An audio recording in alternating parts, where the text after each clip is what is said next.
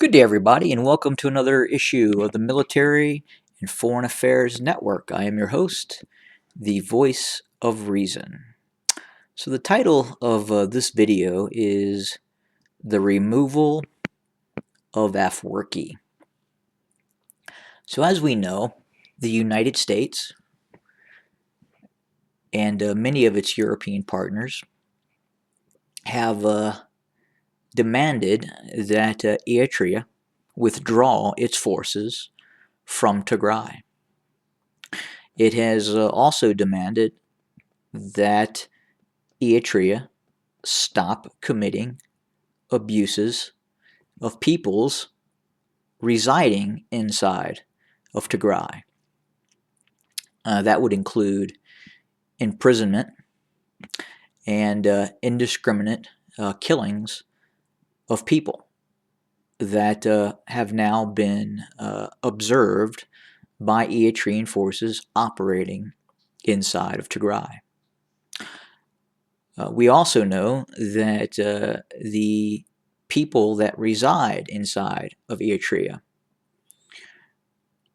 are basically reside in indentured servitude to that leader of the country. Again, just a quick synopsis, all 11th graders, upon completing their 11th grade of high school, must compulsory enter into the Sawa military training center. That is both boys and women as well. Men and women.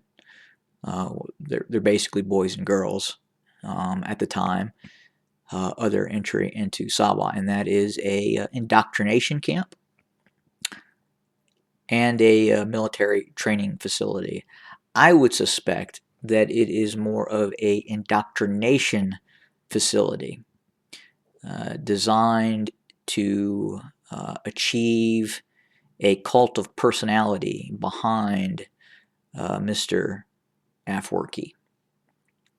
So then the question is because of this, because of the internal issues with Eritrea, because of the external issues with Eritrea, we have seen Eritrean forces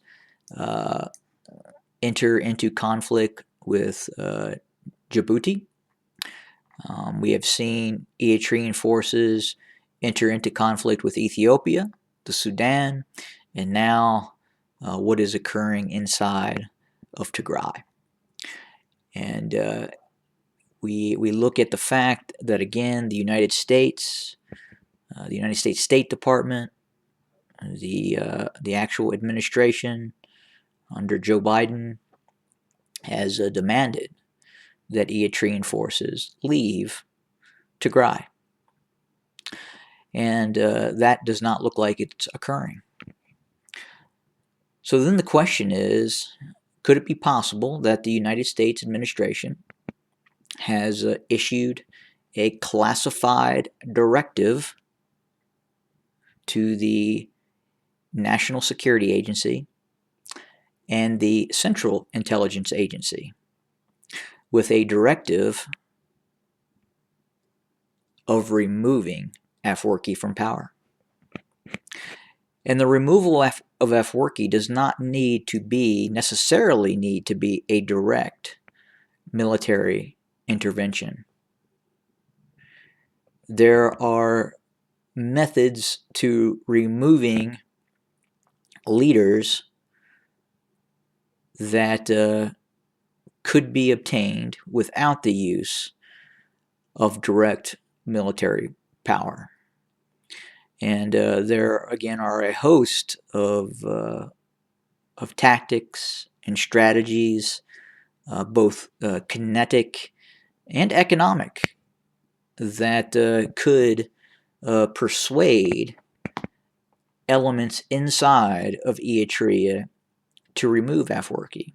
Afwerki is not a spring chicken, so to speak. He is an older man. He's been around a long time. He is in his 70s. He is probably getting close to the mandatory life retirement, so to speak, anyway. And then the question is Who does he have lined up uh, behind him to take over the reins of power?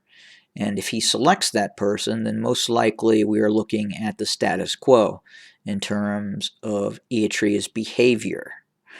So it may be in the United States' best interest. It may be in the peoples of Eritrea's best interest. It may be in the best interest of the surrounding region to see a completely different leadership model inside of Eritrea. So I believe the Military and Foreign Affairs Network believes that a classified directive has been issued to remove Afwerki from power by whatever means necessary. And again, that could simply be a large transfer of cash to an internal source who has direct access to Mr. Afwerki, and that person could then be possibly evacuated out of the country if needed once said planned operation is executed and successful. So I think Afwerki is aware of that and is probably strengthening his inner security details, so to speak. He is fairly bold, it looks like, in terms of taking trips to the South Sudan. He either overestimates his grip on power in terms of having the confidence to leave the country, leave the security confines of his palace, so to speak. But I would wager that Mr. Afwerki's days are numbered, and in fact, a directive has been issued to see him removed from service. Thanks, everybody.